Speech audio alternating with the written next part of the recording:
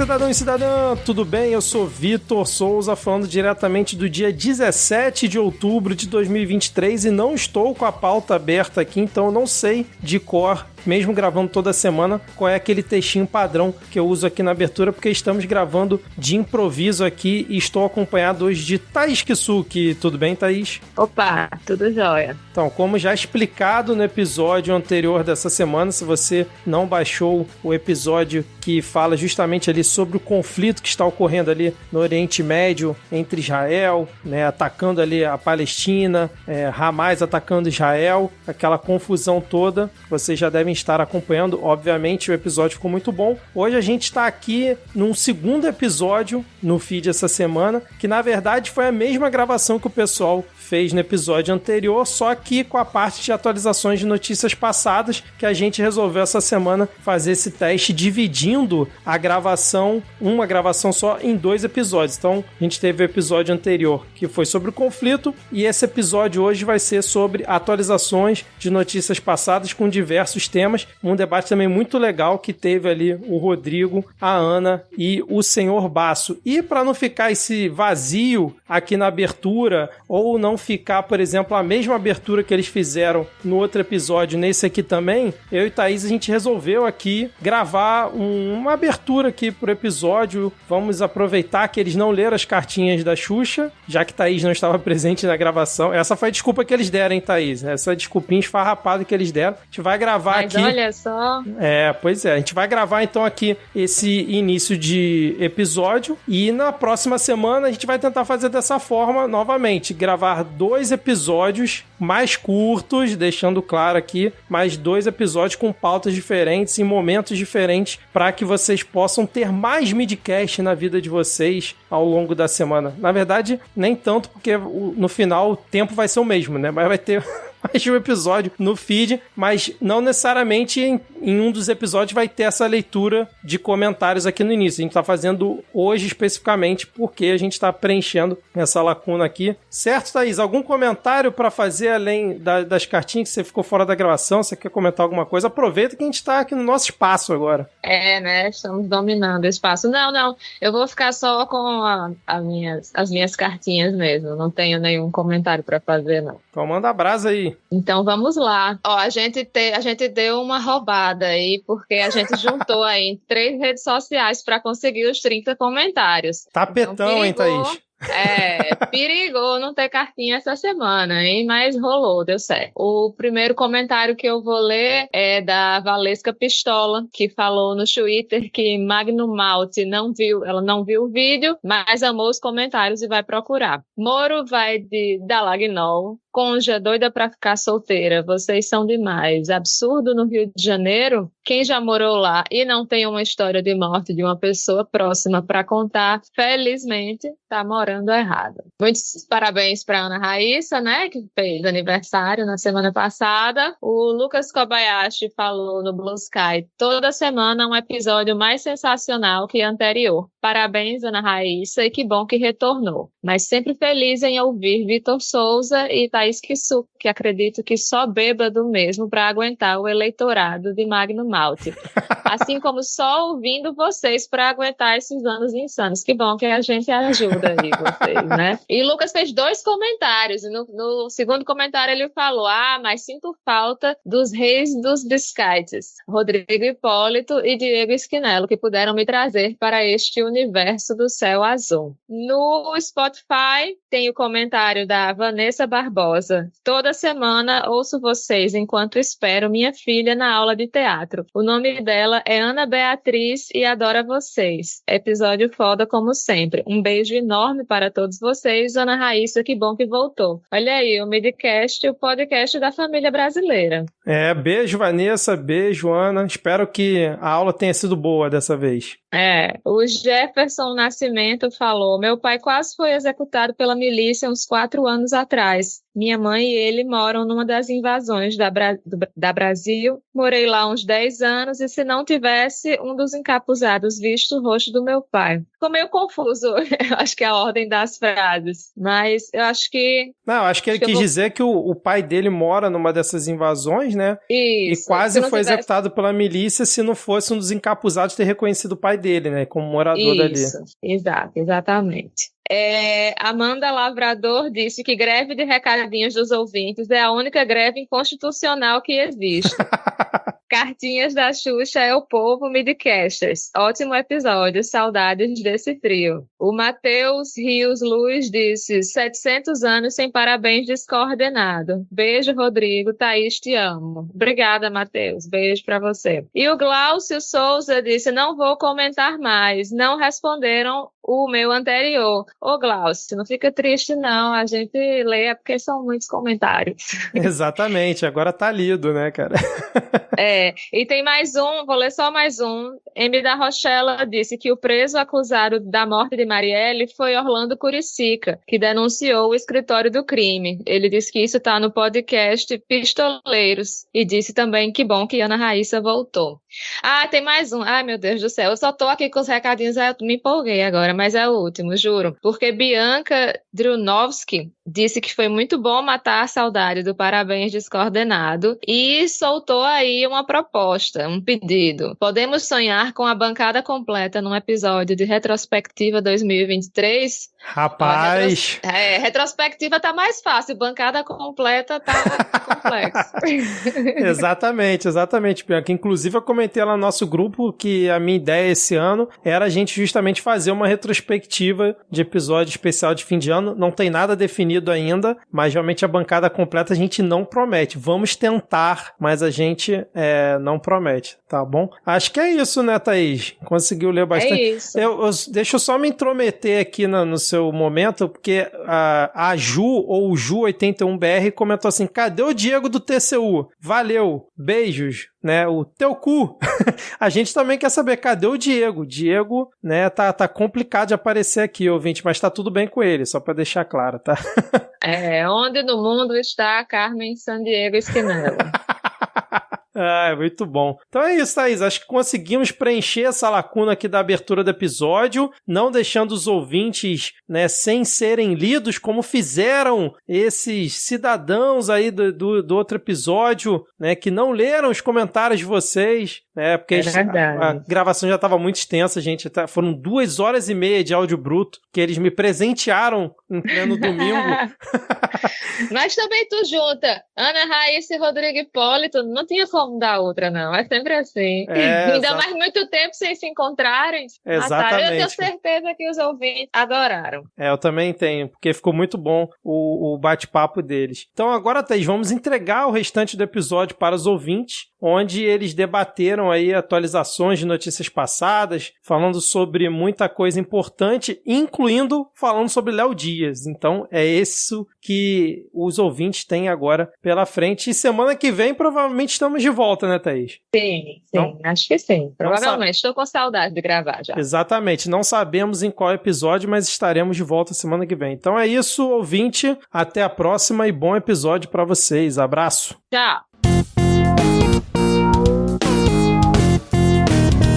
Gente, eu quero começar aqui puxando algumas atualizações de notícias desses últimos episódios. Uma coisa que ela já tinha sido aventada, já tinha sido tópico de debate nas redes e aqui no Midcast também, foi esse andamento de um projeto muito nocivo, um projeto que não tem muito, né, por que ele passar, por que isso não ser vetado, que é um projeto de lei que ele proíbe o casamento entre pessoas do mesmo sexo, proíbe a união entre pessoas homoafetivas. Que esse projeto ele passou numa comissão, que coisa, né? As pessoas ficaram muito assustadas. Saiu notícia de que a Comissão de Previdência, Assistência Social, Infância, Adolescência e Família da Câmara dos Deputados deixou passar, por 12 votos favoráveis a 5 contrários, esse projeto de lei que proíbe a união civil entre pessoas do mesmo sexo, que é uma coisa que, bom, é legalizada no Brasil, né? Já acontece há bastante tempo, o STF já entende que tem que ser assim, então é uma interpretação da Constituição, significa que esse projeto ele é inconstitucional. Muita gente se assustou pensando que já era o ponto final, mas não, gente, não é ponto final ainda. Esse projeto ele ainda vai passar pela Comissão de Direitos Humanos, Minorias e Igualdade Racial, talvez nem passe por essa comissão, talvez ele já seja bloqueado já, mas se acontecer o absurdo dele seguir adiante, ainda tem a CCJ, a Comissão de Constituição, Justiça e Cidadania, que deve embarrear, porque, bom, o projeto é de descaradamente inconstitucional, e a gente não tá com a Bia Kicis presidindo a CCJ mais. Então não tem na época da Bia Kicis era possível, né,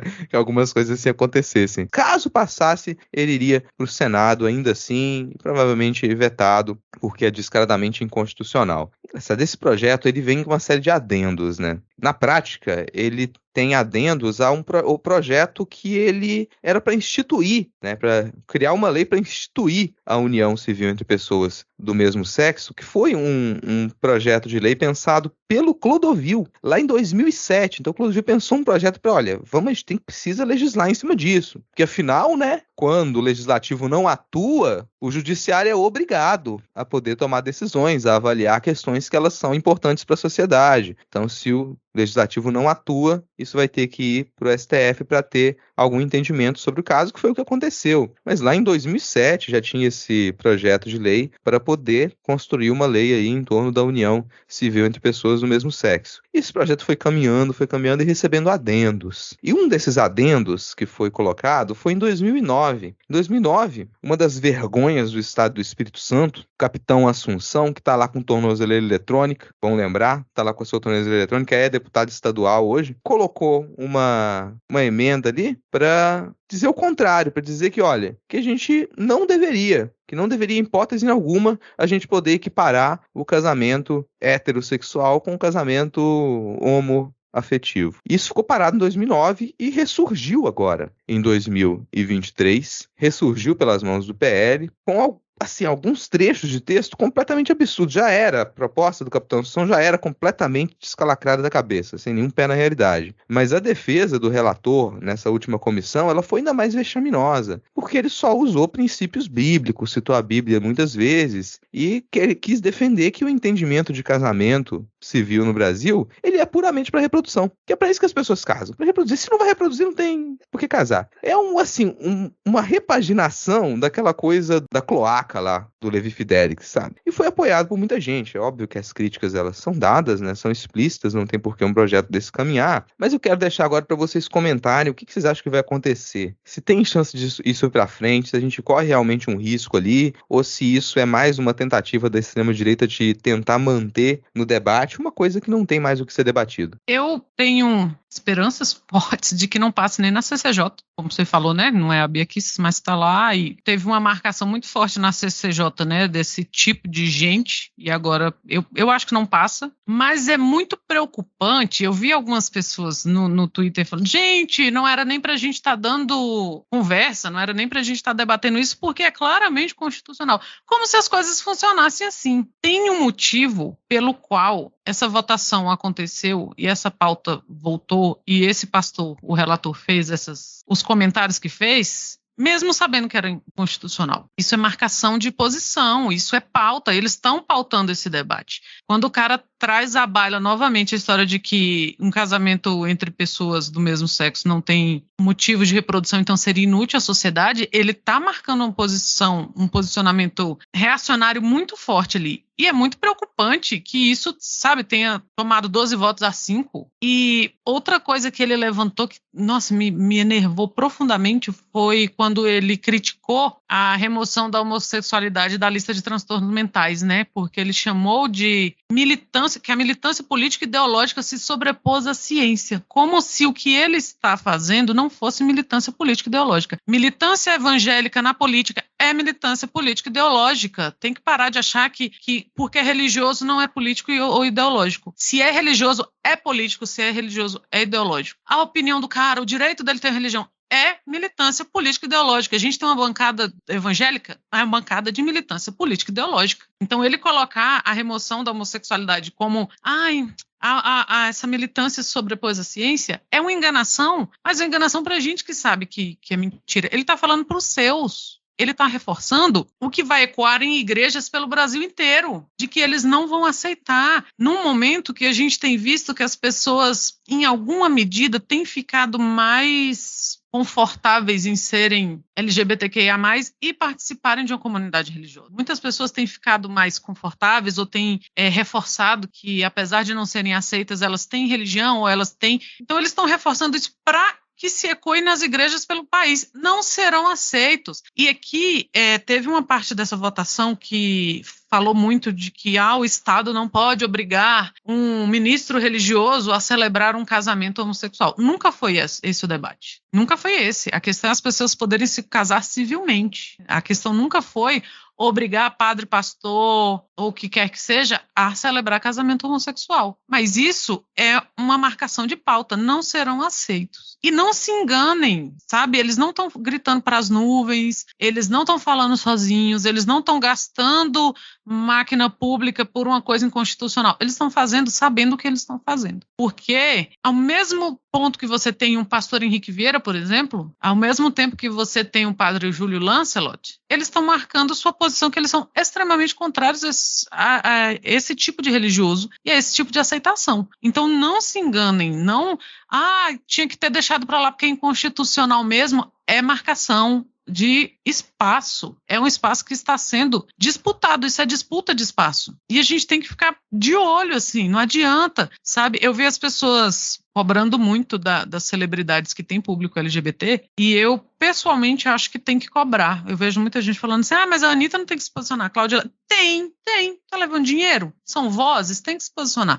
Então, por um lado, é bom que as pessoas façam esse tipo de cobrança para que socialmente as pessoas se coloquem, sabe? Não, eu sou contra a retirada de direitos, porque isso é retirada de direitos. Mas que a gente não deixe passar na certeza é inconstitucional, não vai dar nada. Eu tenho esperanças de que não vai passar nem pela comissão. Isso é disputa de pauta. É uma pauta sendo disputada. Para a gente não achar que o mundo inteiro é o sex education, que o menino pode voltar para a igreja, que Aliás, eu parei de assistir quando ele começou com esse flerte, mas é um problema meu e das igrejas, né?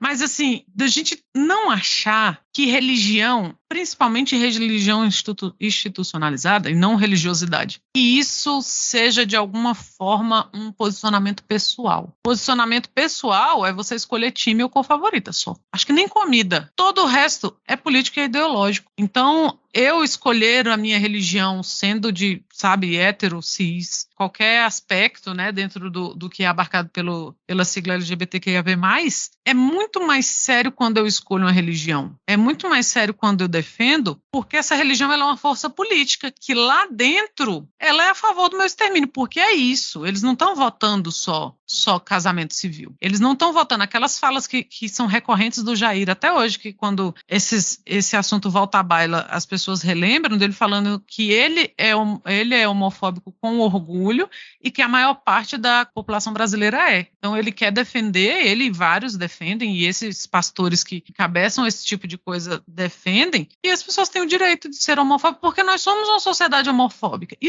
nós somos a sociedade que mais mata. Então isso não é só uma votação inconstitucional que só serviu para empatar a máquina pública, não é só isso, nós estamos falando de Brasil. Então é muito sério, eu achei muito sério, e eu acho muito sério as pessoas relaxarem nessa de que é inconstitucional, deixa pra lá, deixa morrer esse assunto. Não é assim. O bolsonarismo não acabou, sabe? É muito bom ter o Lula lá, é muito bom poder criticar o PT sem cair nas respostas fáceis do bolsonarismo, mas o bolsonarismo está vivo. Essa semente do mal, essa semente amarga que deu fruto ao bolsonarismo, ela está ali, a gente não pode, sabe? E a gente é muito desmobilizado. Meu Deus, como esquerda, sabe? A gente passou do povo que fazer, quando a gente achou que tudo se resolvia com banquinha de bolo e café, para a pessoa que não vai mais votar vou votar para conselheiro tutelar, não, porque a gente se desmobilizou de um dia para o outro. O Lula ganhou, a gente se desmobilizou, para agora a gente está aí falando que, gente, é inconstitucional, vamos pensar em outras pautas. Não é inconstitucional,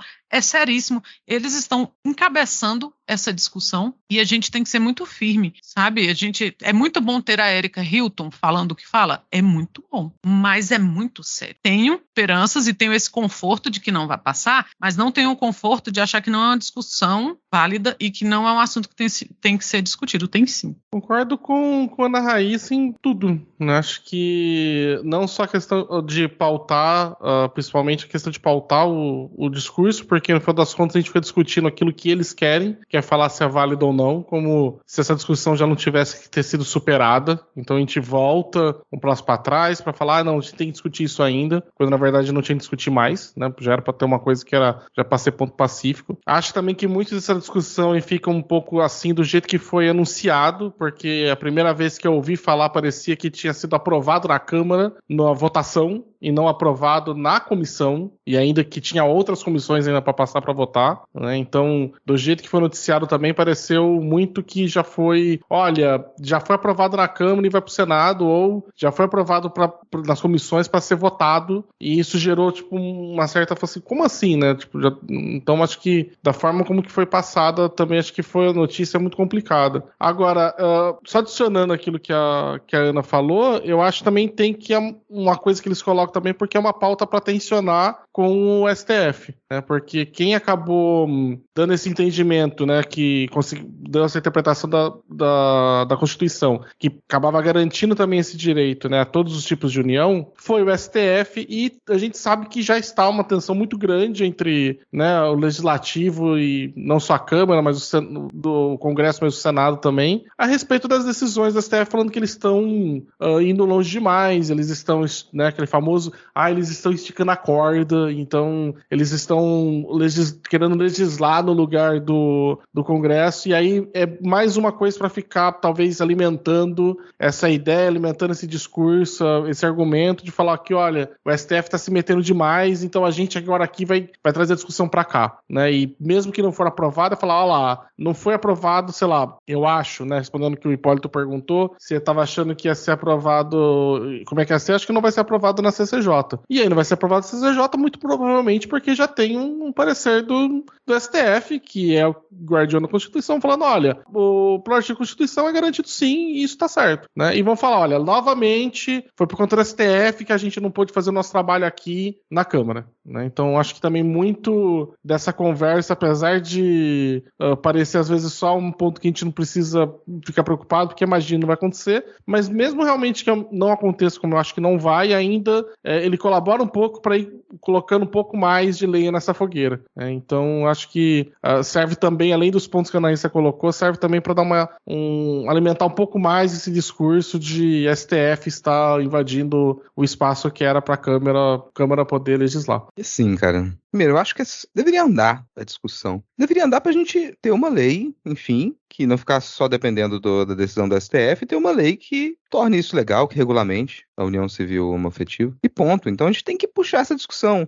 Eles trouxeram esse debate estúpido agora de cancelar. Vamos encabeçar esse debate. Vamos puxar isso pra frente. Falar, não, vamos lá, olha, isso aqui é inconstitucional, tá fora. Beleza. Mas vamos votar essa lei aqui, que foi proposta lá em 2007, pra gente poder, enfim, ter isso no texto da lei, já que não quer depender tanto do STF. Mas eu queria te perguntar também, Barço, se você quiser falar, tiver um pouco mais para falar sobre isso, sobre um aspecto burocrático, porque a pessoa ter o casamento civil ali, as pessoas do mesmo sexo terem o casamento civil, isso coloca elas para em direito com as outras pessoas, e são coisas muito práticas, assim, gente. Coisas muito práticas. Isso vai afetar a vida financeira da pessoa, vai afetar a possibilidade da pessoa ter ou não algum direito. Isso tá ali, você precisa ter lá o registro, né, desse casamento civil. Como é que você visualiza? Você tem alguma coisa para dizer pra gente? Como é que isso funciona, por exemplo, se a pessoa, ela foi dependente a vida inteira de alguém e se casou no civil com aquela pessoa, e essa pessoa morreu. E aí, como é que vai ser a vida de quem ficou agora? Por um exemplo, assim, prático do que pode acontecer. Um exemplo prático é realmente uma coisa que a gente viu antes até de ter sido regulamentado melhor isso na esfera federal de modo como um todo, né? O INSS acho que foi em 2008, eu acho que foi, eu não me lembro, ou 2010. Eu já estava no INSS quando aconteceu isso, de que foi um dos primeiros órgãos a reconhecer a união estável entre pessoas do mesmo sexo, e isso garantia a obtenção de direitos como uma pensão por morte. Acho que muito também está pautado essa discussão nisso, né? Que, como a Ana Raíssa falou, no sentido de tá querendo pegar o extermínio, né? Que não tá querendo permitir que exista, é no sentido também de começar a negar direito, negar garantias e negar acessos as coisas que outras pessoas também teriam direito. Então, quando você dificulta, por exemplo, uma pessoa fazer uma união civil, né, um casamento civil, pelo menos eu que trabalho no INSS, a gente vê que a comprovação de dependência para ter direito a uma pensão por morte, a ter o direito a ter, por exemplo, uma informação, por exemplo, poxa, eu vim aqui, eu preciso entregar um documento do Rodrigo que veio da entrada aqui, ele não pôde vir, eu posso vir. Mas você não pode assinar por ele. Não, mas eu sou casado, né, tipo, com ele. Então, pela lei, eu posso ter direito a acesso a esse tipo de informação, eu posso conseguir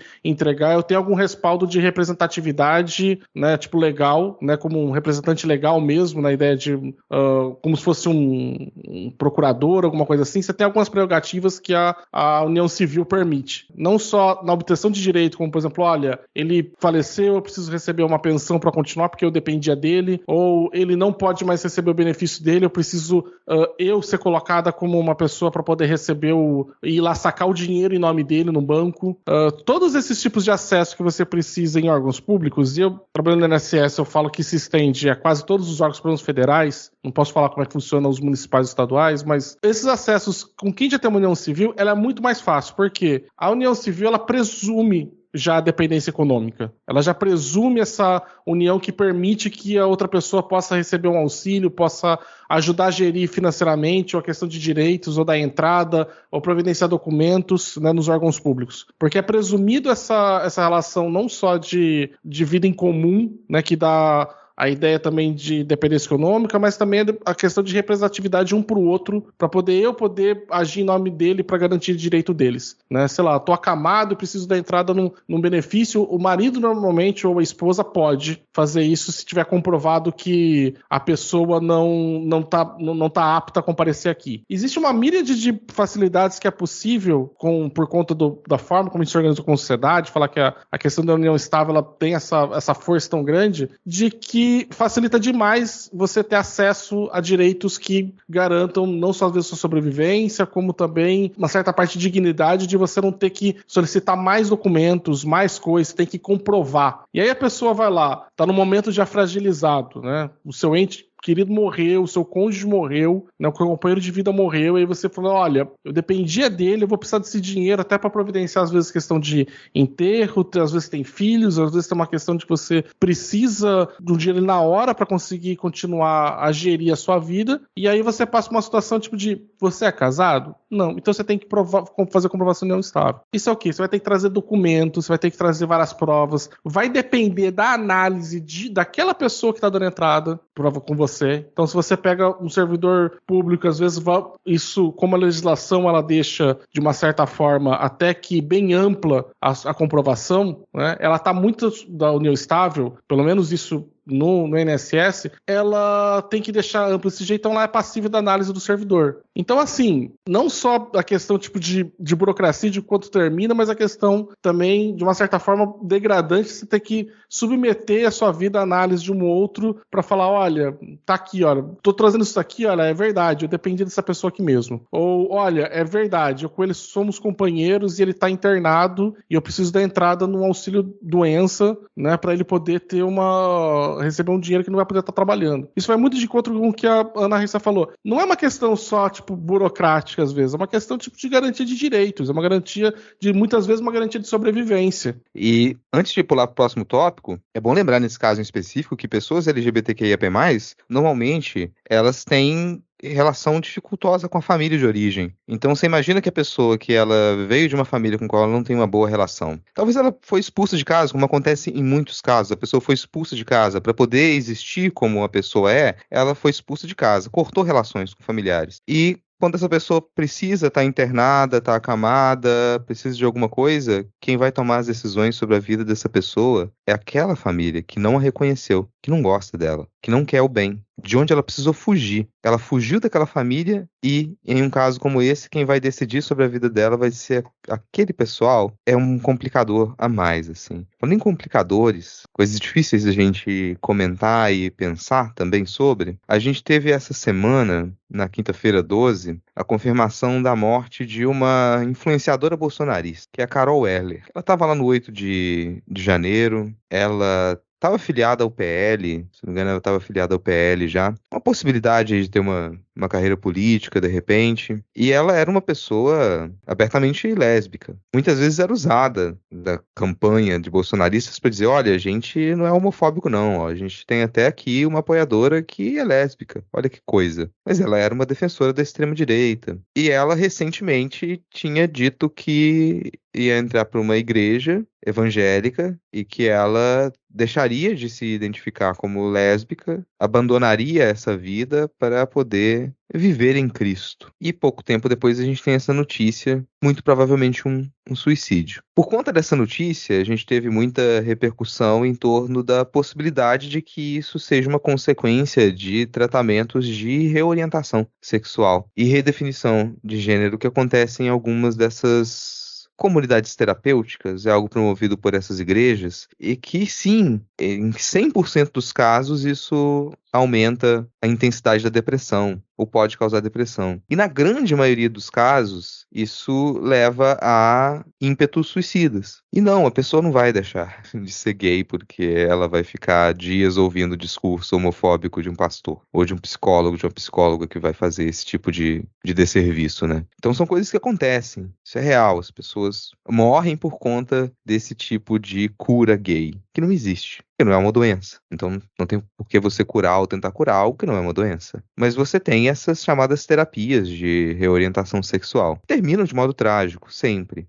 Se a pessoa conseguir se libertar disso e viver a vida dela, ótimo, mas ela ainda teve que passar por épocas muito traumáticas. E muita gente se entrega a isso porque quer viver em um ambiente religioso, quer professar a sua fé, quer estar junto com a família, quer ser aceita naquela comunidade e se submete a esse tipo de tortura. Mas a gente não tem nenhuma legislação no Brasil ainda que proíba esse tipo de prática. Se não me falha a memória, posso estar errado, se eu tiver alguém, por favor, me corrija, mas eu acho que é um projeto da Duda Salabert que que proíbe isso, que entende esse tipo de prática como crime, mas ainda não há legislação sobre esse assunto. E esse é um dos tópicos que voltou à tona nessa semana, ligado em parte ao que a gente estava comentando agora há pouco também, né? E teve alguns vídeos vexaminosos, como é o caso, mais uma vergonha aqui do estado, né? O Magno Malte, ele veio lançar um vídeo lá, que eu não vou comentar a fala dele. Detalhe, gente, desculpa, não vou comentar assim. É nojento demais, assim, é uma coisa nojenta demais. E puxar esse ponto porque, cara, a extrema-direita continua insistentemente dominando as pautas ditas de costumes. E a gente vai atrás, porque a gente parece se recusar a tomar essas pautas como nossas. Pois a gente tem que encabeçar isso. A gente tem que puxar a pauta pela lei sobre casamento de pessoas do mesmo sexo. A gente tem que puxar a pauta para proibir terapia de reorientação sexual. A gente tem que partir para cima, porque se a gente não partir para cima, se a gente não encabeçar essas pautas, eles vão encabeçar. E é o que eles têm feito. E percebam, gente, o que arrasta a extrema-direita mundo afora é pauta de costumes, que a gente se recusa a tratar. E toda hora que se toca alguma pauta, vem a militância de esquerda falar, não, mas se a gente for falar disso agora, a população brasileira que é conservadora não vai encarar muito bem. Então a gente tem, não vamos tratar desse assunto agora. Enquanto a gente não trata desse assunto, eles estão tratando.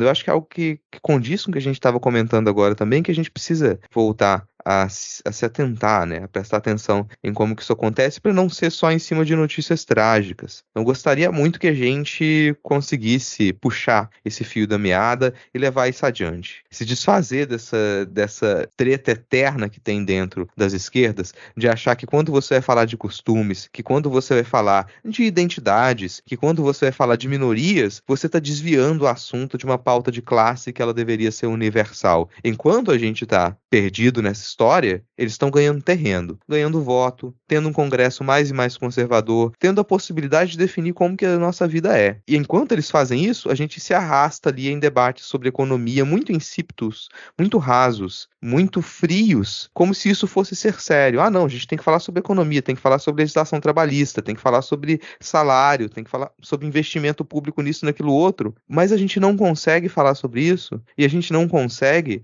determinar como que essas leis vão ser feitas, porque a gente perde terreno. Perde terreno porque, se era pra gente pensar o que é de interesse da população, a gente deveria estar falando de pauta de costumes. Pauta de costumes é interesse da população. Tanto é interesse que quando isso é acarreado por políticos de direita e de extrema-direita, eles são eleitos. A população urge debater isso, urge que se legisle sobre isso. A gente precisa discutir, pensar e encabeçar essas discussões, porque a desinformação continua rolando solto do outro lado, e elegendo cada vez congressos mais e mais conservadores. E aí, quando elege congressos mais conservadores, não é só a pauta de costume que perde, que a gente se torna legalmente um país mais conservador, mas a gente perde no debate econômico também. Então perceba que o que a gente discute em economia hoje é muito mais conservador, muito mais ortodoxo do que era 15 anos atrás, do que era 20 anos atrás. Porque junto com esse congresso conservador de costume, eles trazem as pautas liberais e ultraliberais para a economia também. Então a gente perde nos dois campos, assim. É uma das coisas que eu queria comentar com relação a isso. Não sei se vocês querem falar algo com relação a esse tópico em específico. Eu vou irritar aquele ouvinte que fala que acha ruim quando a gente só concorda com você. Eu concordo. Eu lembrei de uma vez que a gente discutiu aqui, eu acho que estava além do Rodrigo, estava o Diego, e a gente discutiu sobre aborto, e a gente falou disso, né?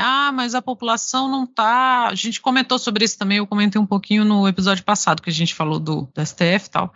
Mas a população não está pronta para discutir uso recreativo de drogas, a população não está pronta para discutir aborto, a população não está pronta para discutir qualquer pauta de costume. Está, porque se a população está pronta para morrer por causa disso, ela está pronta, sabe? Quantas vezes não acontece o que aconteceu com essa moça aí? Se a pessoa passa por essas terapias que não são terapias, né? E, cara, não é bom pra pessoa. Uma pessoa como ela, que já tinha um quadro de depressão e ela falava disso, quando que a gente vai estar pronto para discutir isso? Quando que as pessoas vão continuar morrendo? E aí, a extrema-direita pauta isso, ela pauta a reação a isso, porque aí tem vídeos, e não só do Magnum Malte, dessa galera falando as coisas mais atrozes, o tipo de coisa mais asquerosa, e um depois do outro a respeito disso, e a mídia capitalizando em cima também.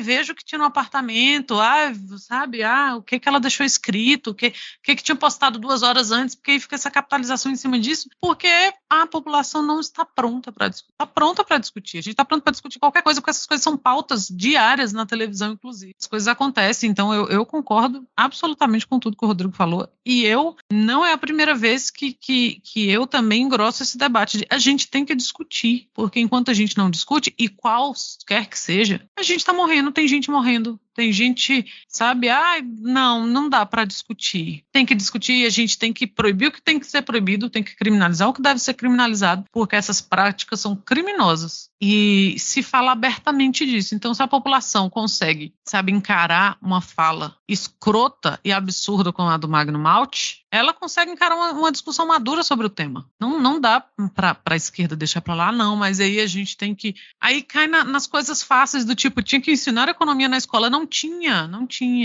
Não é disso que a gente está falando. A gente fica tentando desviar dessas pautas de costume, a gente enquanto esquerda, para discutir coisas, mas as pessoas têm que saber. Assim também. Uma coisa não diminui a outra. Não é um bolo que você dá um pedaço e fica com menos um pedaço, sabe? Essas discussões, elas têm que acontecer, elas têm que acontecer de forma séria.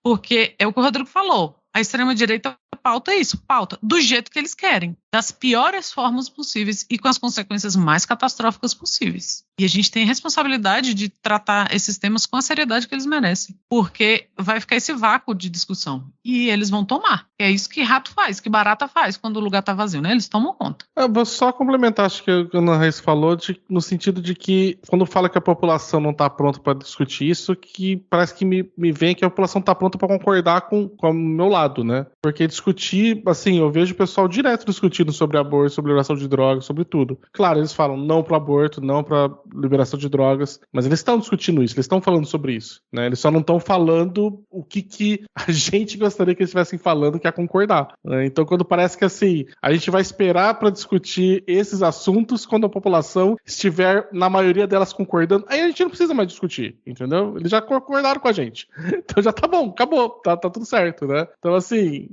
me parece pelo menos muito isso, sabe? Quando fala, e aí traz também a questão que eu acho ridículo de falar, não, porque isso é pauta identitária e caramba 4, que fala como se a pessoa já não discutisse, né? Eu escutei minha faculdade inteira o pessoal falando sobre cotas. Na minha família, você vai, todo mundo tá pronto pra falar sobre uma opinião sobre isso. Todo mundo tem, então discutindo tá. O problema é que, como a direita tá pautando esse assunto, eles estão discutindo com os argumentos deles. Se a gente ficar esperando um momento bom pra discutir isso, pra levar essa discussão, que é o momento que a gente acha que eles vão estar abertos a concordar com a gente, esse momento nunca vai chegar, entendeu? O nível da merda, gente. Não sei se vocês percebem, mas a extrema-direita, cada vez mais, ela toma estratégias que seriam estratégias pensadas pela esquerda, pelas progressistas. Que é você imaginar, pô, a gente quer uma maior participação popular. A gente quer que a população ela se envolva comunitariamente nos debates e que elas opinem sobre a lei. Isso é uma pauta de esquerda. A esquerda gostaria que a população ela pudesse opinar e que as leis elas refletissem cada vez mais ali a participação popular. Só que uma população formada e informada.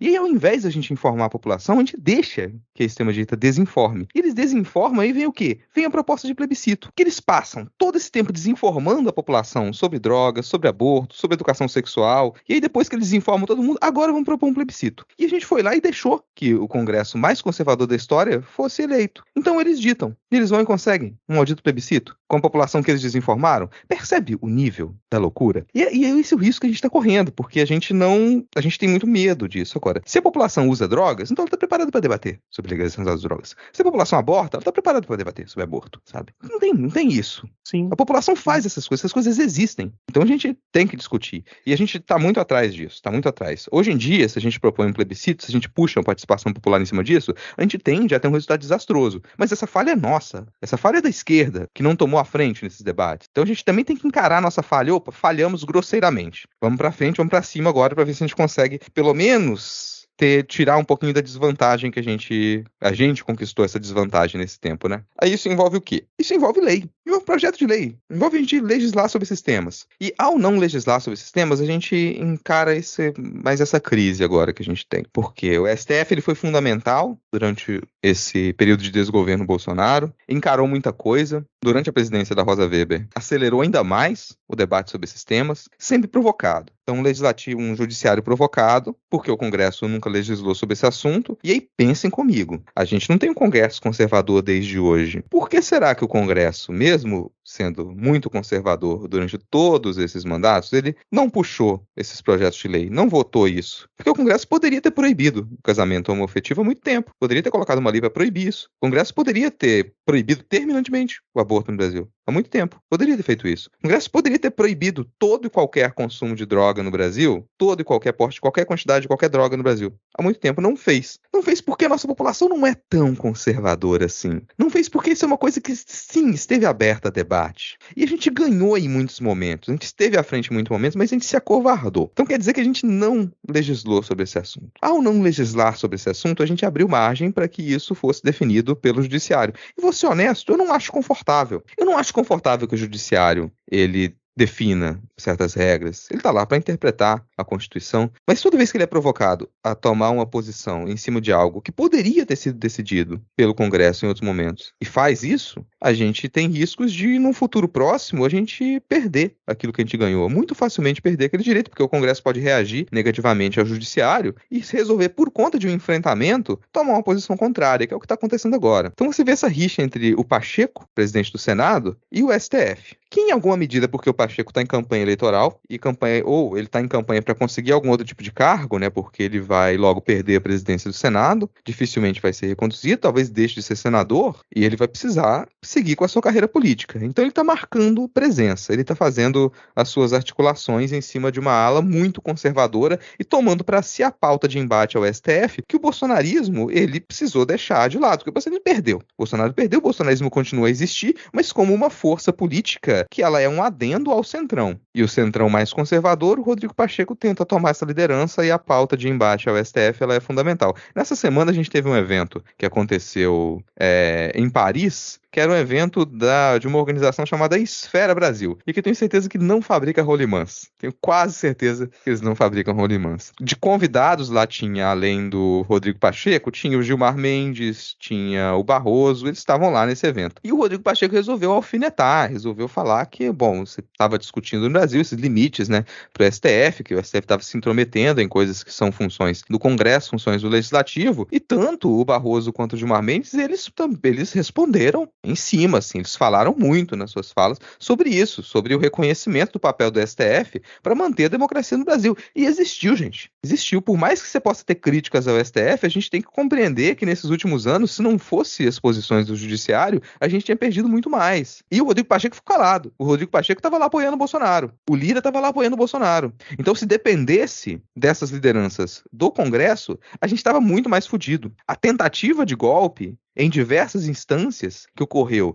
do primeiro turno até o 8 de janeiro, teria se concretizado. Porque eles estavam do lado dos bolsonaristas, eles estavam contra a democracia. E o STF se posicionou contra isso. Agora o Pacheco tá lá, né? Enfesado, achando que o STF está resolvendo legislar. E no meio desses bate-rebate, inclusive, o ex-presidente da França, o Nicolas Sarkozy, surgiu o nome Nicolas Sarkozy. Quanto tempo eu não ouvi esse nome, né? Quantos anos não ouvia falar dessa figura? Ele apareceu, estava no evento também, para sugerir que o Barroso, de repente, poderia ser um candidato a presidente do Brasil. Olha só, poderia deixar a presidência da casa e se tornar presidente do Brasil, porque ele teve uma fala política muito condizente com os caminhos que o Sarkozy acha que deveria se tomar.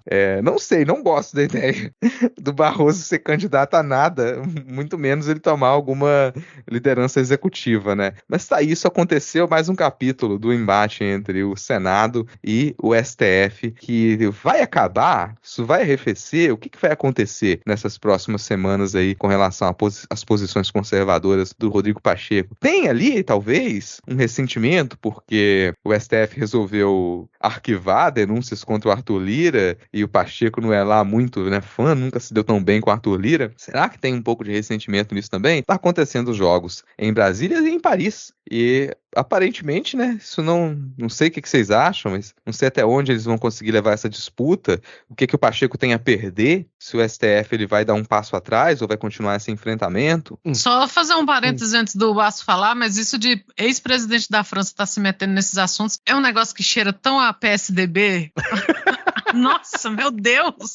É os anos 90 de novo. Cara, eu não acredito que o Barroso vai sair do STF pra concorrer à presidência, né? Tipo, ele não é burro igual o Moro, né? Então, que largou o cargo de juiz pra ir pro executivo, que largou um negócio que é vitalício, que estaria tranquilo, que ia ficar até lá, sabe? Por, sei lá, 5 minutos de glória, sabe? Mesmo que se ganhasse. Assim, pelo menos eu espero, assim, que ele pode ser muitas coisas, do qual eu não vou falar por conta do jurídico, mas burro eu duvido que ele seja. Então, pra poder ir nessa. Agora, eu acho muito engraçado isso dessas rixas de ficar o STF tá tomando muitas providências, né?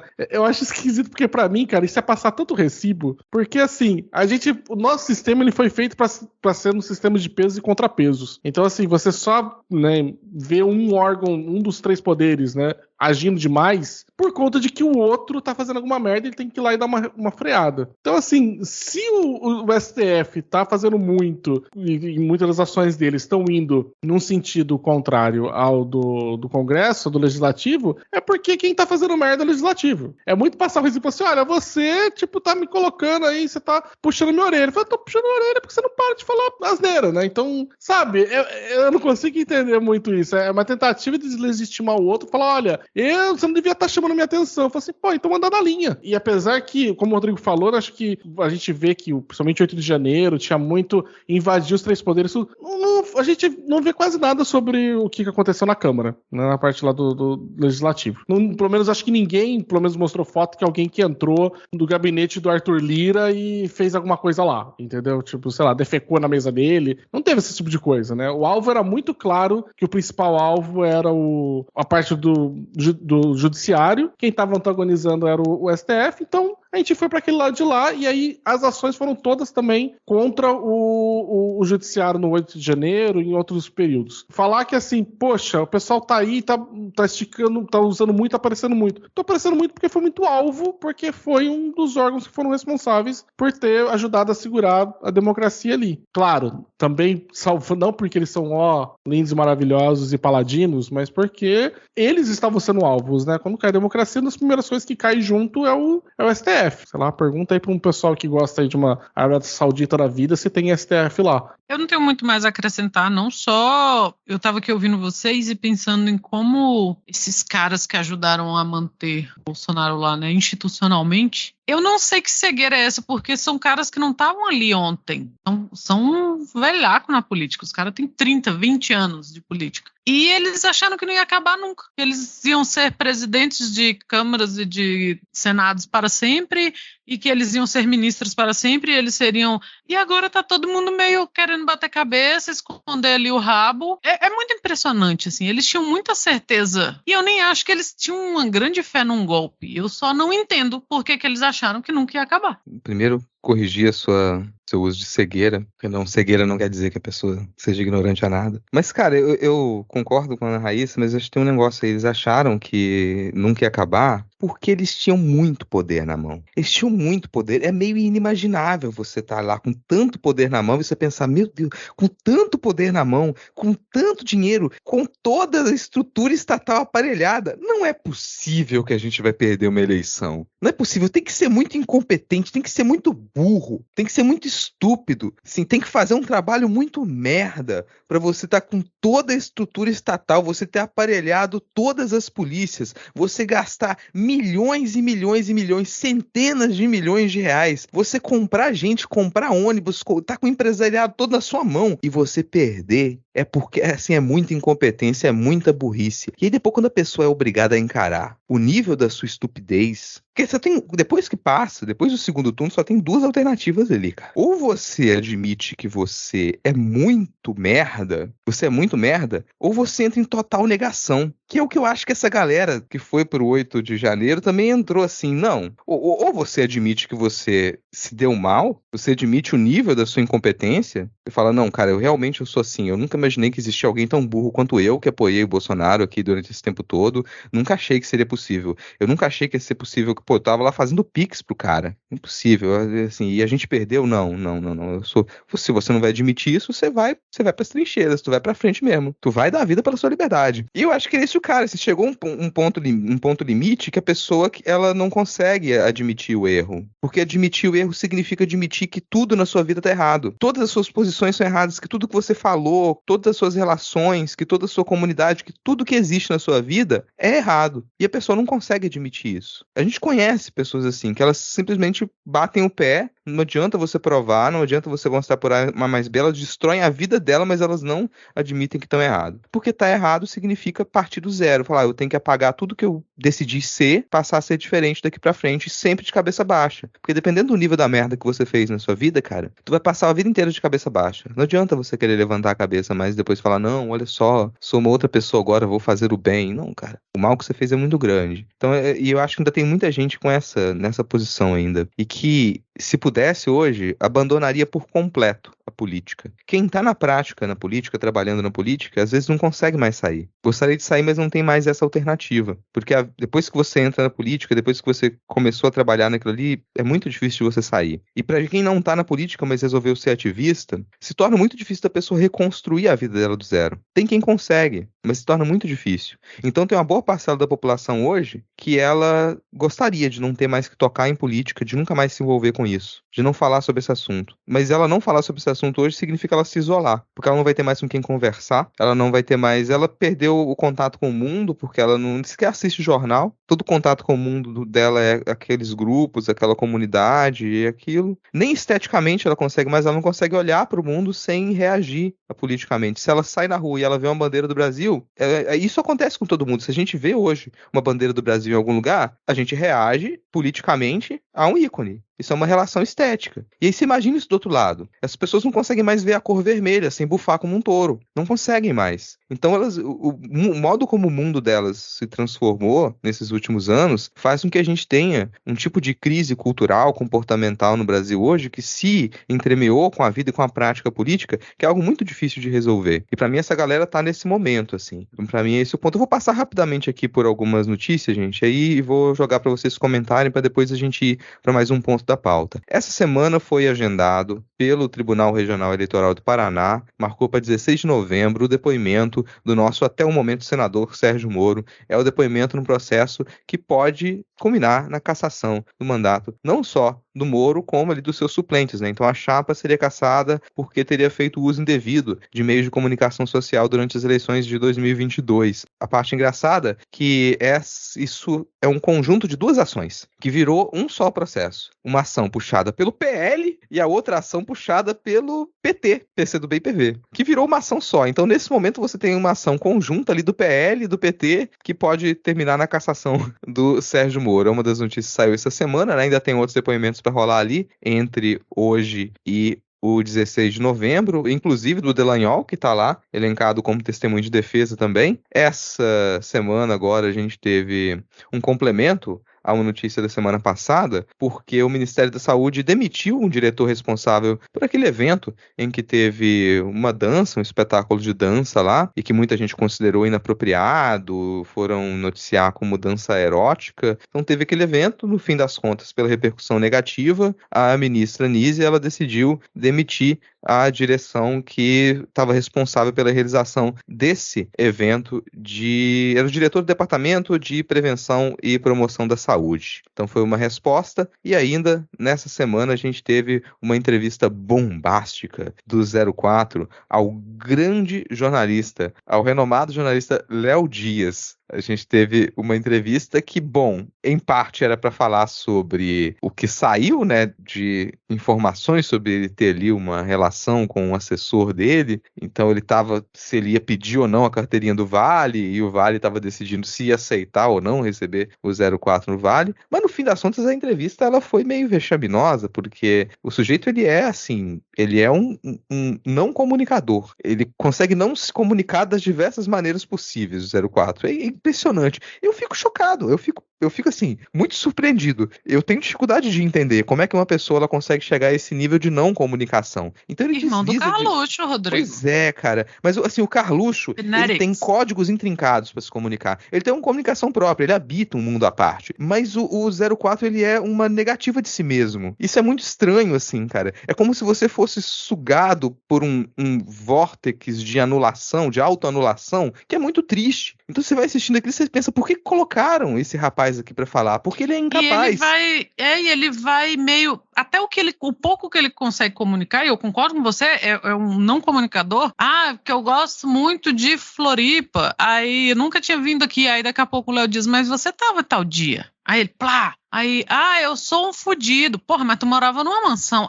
Então, o pouco que essa criatura consegue articular não faz sentido. Sabe quando um gato cai do muro e tem um canil na outra casa? A impressão era essa, só que o canil inteiro era só o Léo Dias. Eu discordo um pouquinho do Rodrigo, porque ele sabe tem um problema só de comunicação ali, mas assim, você vê que os atos falhos estão, né, em dia naquela comunicação, né? Porque apesar de ele não ter ele pode não ter uma certa dificuldade para comunicar aquilo que ele quer, mas aquilo que ele não quer, ele acaba comunicando. Que você vê que na entrevista ali, tipo, tinha várias coisas que olhou. O que de verdade, eu olho e falo assim, tipo, não devia estar sendo discutida a questão da sexualidade dele, mas, pô, também, né, Léo Dias, né? O que as pessoas estavam esperando que ia vir dali, né? E sei lá, cara, assim, eu também concordo, não tem que ser discutido muito isso não, mas é sempre bom fazer aquele lembrete de que é uma galera que tem no cerne do seu discurso a homofobia. Tem no cerne do seu discurso a homofobia.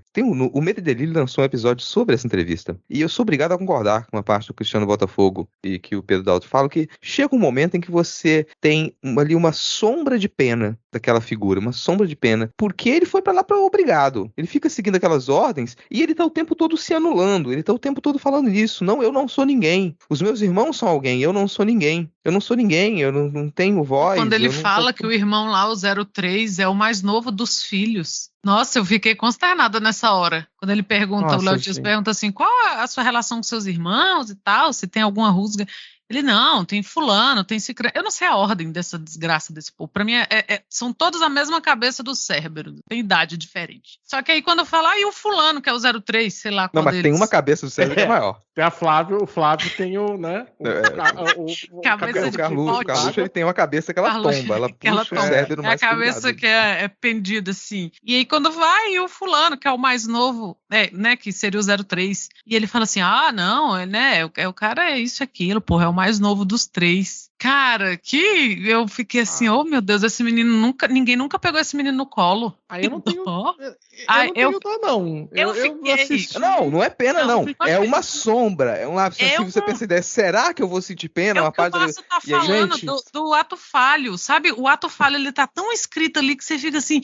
E o pior, nenhum deles nessa família e das gerações vindouras jamais será capaz de entender isso. Nem passou pela minha cabeça, não teve nenhuma sombra, assim, porque eu olho, assim como quando eu falei de, eu não acho que tinha que ser discutido, não pra questão de, sei lá, respeito e privacidade dele e tudo, porque eu acho que tem que estar discutido a cambada de rolo que o cara tá envolvido, cambada de tráfico de informação, entendeu? O cara cometeu diversos crimes, né, mas como sempre aqui que a gente vê, né, cometer crimes aqui é um detalhe, né, é muito mais complicado se você saiu com a camiseta laranja em vez da vermelha, né, então, sabe? Então, vocês escolheram isso, né, vocês estão ali pra isso, né, todo mundo ali clicou no estou ciente e quero continuar. Agora, oh meu Deus, não são as consequências dos meus atos vindo, né, tipo, porra, meu irmão, sinto muito. Sabe um negócio que me soa muito desorganização? Eu sei que a galera sempre diz, e sim, a gente percebe isso, não, o pessoal da extrema direita tem muita organização, eles estão muito organizados e tudo mais, mas me soa muito desorganização você pegar, vamos colocar esse cara pra dar uma entrevista pro Léo Dias. Assim, por quê, cara? Por quê? É claro, vem a pessoa falar, é a cortina de fumaça porque vai aparecer mais alguma coisa ali agora, né? Eles estão tentando chamar atenção pra isso porque